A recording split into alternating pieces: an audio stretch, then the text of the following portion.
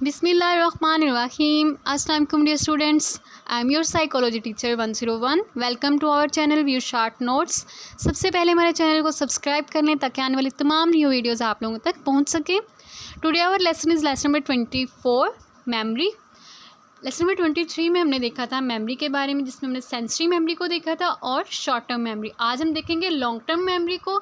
Long term memory हमारी वो memory है जो हमारे पास स्टोर होती है परमानेंटली, यानी कोई भी हमारे पास, जैसे हमारे पास कोई प्रोसीजर है, हमें याद है, जैसे हम कार ड्राइव करते हैं, ठीक है, या प्ले करते हैं क्रिकेट वगैरह, उसका पूरा प्रोसीजर एक हमारे दिमाग में होता है कि हमने किस तरह इसको लेना है. कोई भी स्किल्स हमारी जितनी भी होती हैं हमारे पास, कोई गेमिंग, कोई और मेमोरी, कोई भी आपकी वर्किंग के रिलेटेड, आपकी कुकिंग के रिलेटेड, ये तमाम चीज़ें हमारे लॉन्ग टर्म मेमोरी में होती हैं. अब जो साइकोलॉजिस्ट थे उन्होंने इसके बारे में हमें मुख्तलिफ थेरीज दी थी जिसको हम आज देखेंगे. अब सबसे पहले इसके मॉड्यूल्स देख लेते हैं. लॉन्ग टर्म मेमोरी के मॉड्यूल्स कौन कौन से हैं. सबसे पहले इसमें आ जाता है डिक्लेरेटिव मेमोरी. डिक्लेरेटिव मेमोरी जो होती है हमारे पास ये होती है किसी भी डाटा की फॉर्म में, डेट्स की फॉर्म में, फेसेस की या नेम्स की फॉर्म में, जो फैक्चुअल डाटा होता है हमारे पास, जैसे किसी की गाड़ी का नंबर, ठीक है, इस तरह की चीज़ें जो है हमारे पास स्टोर होती हैं. आगे हमारे पास प्रोसीजरल मेमोरी. प्रोसीजरल मेमोरी में आ जाती है जितनी भी आपकी स्किल्स और हैबिट्स होती हैं. जैसे आप कार ड्राइव कर रहे हैं, उसका पूरा प्रोसीजर जो है वो आपके माइंड में, एक तरीका कार आपके माइंड में, उसका मेथड कि उसको कैसे करना है. कुकिंग आ जाता है इसमें, जैसे प्लेइंग क्रिकेट, जितनी भी आपकी स्किल्स हैं आपकी लाइफ में, जो कुछ आप करते हैं अपनी लाइफ में, प्रोसीजर जिसका हो रहा है, एक बेसिकली प्रोसीजर होता है, कोई तरीका कार होता है काम का, वो हमारी प्रोसीजरल मेमोरी में होता है. ठीक है, यानी आप ये नहीं कि गाड़ी जो है आप चलाने जा रहे हैं, आपको इसका पूरा प्रोसीजर नहीं पता, स्विमिंग करने जा रहे हैं, ये एक पूरा प्रोसीजर होता है हमारे माइंड में. अब जो सिमेंटिक मेमोरी होती है, इसमें क्या होता है, स्टोर हाउस है ये फैक्ट्स और जनरल नॉलेज का. आपके पास बहुत सारे हिस्ट्रिकल फैक्ट्स होते हैं, साइंटिफिक फार्मूलाज आपको याद होते हैं, जैसे पानी का एक सिंबॉलिक फार्मूला था H2O. ठीक है, आप कहीं भी H2O देखा आपको पता चल जाएगा जी, ये हमारी सिमेंटिक मेमोरी में होता है. ठीक है, हमारे पास फैक्ट्स जितने भी हो. आगे हमारे पास आ जाती है एपिसोडिक मेमोरी. जितने भी हमारी लाइफ में जो इवेंट्स गुजरे होते हैं वो हमें एपिसोड्स के फॉर्म में याद होते हैं. जैसे अगर आपने अपनी ज़िंदगी में कभी कोई ट्रॉफ़ी जीती है स्कूल में, आपको वो एक आपकी वो एपिसोडिक मेमोरी में होगी, आपको वो याद होगा बाय जियोग्राफिकल उसकी डिटेल्स कि मैंने इस फ़लाँ टाइम पे मैंने ये पोजीशन हासिल की, मुझे ये इनाम मिला. ये आपकी एपिसोडिक मेमोरी होती है. आगे होती है हमारे पास एसोसिएटिव मॉड्यूल. एसोसिएटिव मॉड्यूल कौन सा होता है, इस आ स्ट्रेटजी और process whether by material is record by thinking about related information. जब हम कोई भी मटीरियल उसको याद करते हैं, जैसे whose son was a Mughal empire Shahjahan, जैसे हमने ये किस तरह इसको याद किया, किसी और इन्फॉर्मेशन के साथ रिलेट करके हम रिकॉल करते हैं किसी चीज़ को, एसोसिएट करके किसी और चीज़ के साथ. आगे मेरे पास आ जाती है priming and long term memory. ये कौन सी मेमोरी होती है, individual expose to a piece of information earlier. जैसे हम पहले कोई एक्सपोज कर देते हैं इन्फॉर्मेशन को, सिमिलर पीसेज ऑफ इंफॉर्मेशन जो हमारे पास रिकॉल होते हैं ईजियर देन लेटर, जो हमारे पास इजीली हम पहले ही बता देते हैं उसके बारे में. ठीक है, आगे हमारे पास आ जाती हैं explicit and implicit memory. Explicit memory कौन सी होती है हमारे पास, recollection of memory intentional and conscious. जो हम कॉन्शियसली, जैसे डेट ऑफ योर इंटरव्यू, आप ये कॉन्शियस में आपके होती है. ठीक है, आप इसको एक्सप्लिसिट मेमोरी बोलते हैं. अब जी ये जो मेमोरी होती है ये हमारे कॉन्शियस रिकलेक्शंस में, हमारे फैक्ट्स में, हमारे पास्ट एक्सपीरियंस में आ जाती है. जो कि इम्प्लिसिट मेमोरी है, इसमें क्या होता है, there are many pieces of information memories there are stored in our system but we are not aware conscious level. जैसे कि अगर आप किसी बॉय को देखोगे, अब आपने कि मेमोरी में याद तो नहीं ना करना ये बॉय है, वो आपके स्टोर है मेमोरी में, खुद ही आपके कॉन्शियस लेवल में आप उसको अवेयर करने की आपको ज़रूरत नहीं पड़ती. आपको उसको देख के खुद ही पता चल जाता है कि ये जो है हमारे पास, हमारे सामने जो है ये एक डॉक्टर है, या ये जो डॉक्टर है ये एक मेल है या ये एक फ़ीमेल है. हम उसको याद रिकॉल नहीं कर रहे होते ये मेल है या फीमेल है अपनी फिंगर्स पे. ठीक है, ये होती है हमारे पास इम्प्लिसिट मेमोरी. यहाँ पर उन्होंने बताया हुआ है childhood fear of blood hindering the performance of becoming a doctor.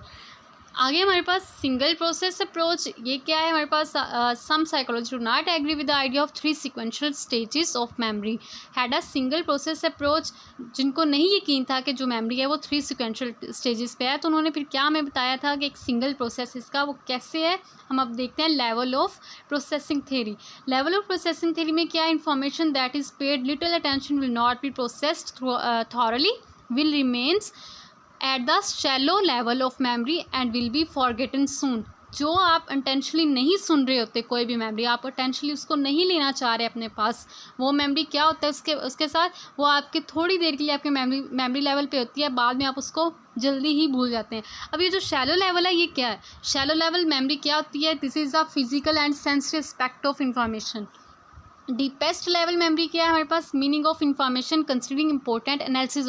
हम किसी चीज़ की रिस्ट्रिक्टेड एनालिसिस करते हैं, पर्सपेक्टिव लेते हैं, कोई कॉन्टेक्स्ट हो हमारे पास, ठीक है, लिमिटेड इन्फॉर्मेशन नहीं बल्कि हम डिटेल इन्फॉर्मेशन किसी चीज़ की लेते हैं, तो वो हमारे पास डीपेस्ट लेवल मेमोरी आ जाती है। अब रिकॉल और रिट्राइवल लॉन्ग मेमोरी क्या है? Why do we remember certain events and vividly? जो हमने बहुत कुछ हमने देखे होते हैं ऐसे इंसिडेंट्स जो हमें बहुत देर तक याद रहते हैं, क्यों? हम उसको रिकॉल और रिट्राइव कर सकते हैं अपनी लॉन्ग टर्म मेमोरी में। अब फ्लैशबल मेमोरीज कौन सी होती हैं? The memories that are clear and vivid as a snapshot, यानी जो बिल्कुल ही क्लियर हमें याद है, बिल्कुल उसको हम खुद से ऐड नहीं कर रहे उसमें कुछ भी, ना ही उसमें कुछ मिस कर रहे हैं, बल्कि हमें क्लियरली वो बिल्कुल सेम एज इट इज़ याद है, वो हमारे पास फ्लैशबल मेमोरीज होती हैं। कुछ मेमोरीज ऐसी होती हैं, ठीक है। Tip of the tongue phenomenon, अब ये क्या है? ये एक इनएबिलिटी है to recall events detail information of the, कुछ इन्फॉर्मेशन को हम रिकॉल नहीं कर सकते डिटेल के साथ, ठीक है। इसकी काजेज़ क्या हैं? इन्फॉर्मेशन जो होती है वो ओवरलोड होती है, या फिर अकोमोलेशन ऑफ पीसेज, यानी सेम चीज़ें वो जो मिल जाती हैं फिर वो कन्फ्यूज़ हो जाती हैं, या फिर प्री ऑक्यूपेशन। आगे रिट्राइवल क्यूज़ आर हेल्पफुल, किस तरह ये हेल्पफुल हैं? यहाँ पे उन्होंने बताया हुआ है ऑटो बायोग्राफिक मेमोरी। ऑटोबायोग्राफिक मेमोरी क्या है? ये एक एपिसोडिक एक्सपेक्ट ही है मेमोरी का। इसमें क्या होता है? हम रिकलेक्ट करते हैं जितने भी पास्ट इवेंट्स होते हैं उनको, जितने भी सर्कमस्टेंसेज होते हैं एपिसोडिक या हैपनिंग होती हैं, उन मेमोरी को हम लोग रिकॉल करते हैं अपने जहन में।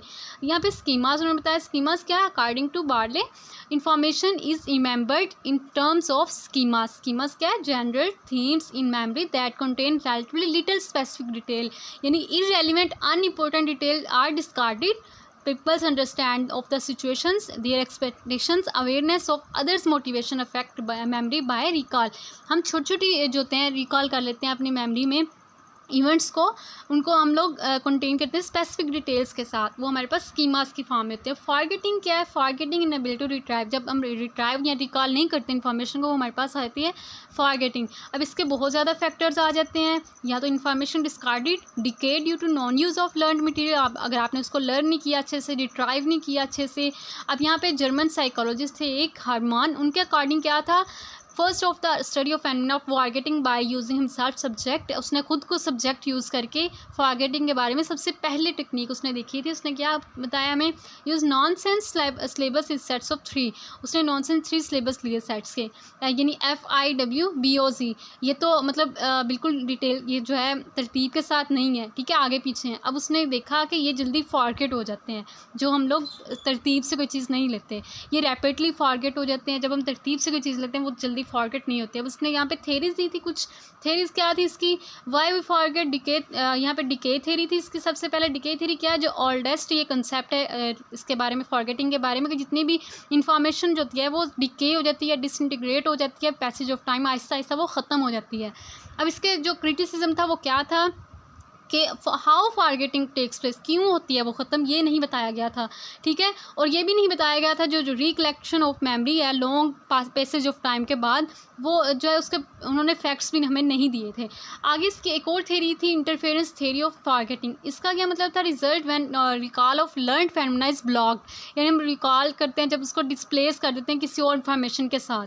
यहाँ पे कार्ल और जॉन ने बताया था हमें 1924 में, जो फर्स्ट उन्होंने एक्सपेरिमेंट किया था, प्रूव किया था इंटरफेरेंस इन फॉरगेटिंग में। कैसे उन्होंने किया? उन्होंने बताया कि स्टूडेंट्स होते हैं वो रिकॉल करते हैं रिकॉल करते हैं non sense syllabus relatively well after waking from the sleep, यानी जब वो उठने के बाद करते हैं या फिर फुली अवेक होते हैं दिन में, तब वो मैक्सिमम उनमें फॉरगेटिंग नहीं होती। मैक्सिमम फॉरगेटिंग कब होती है?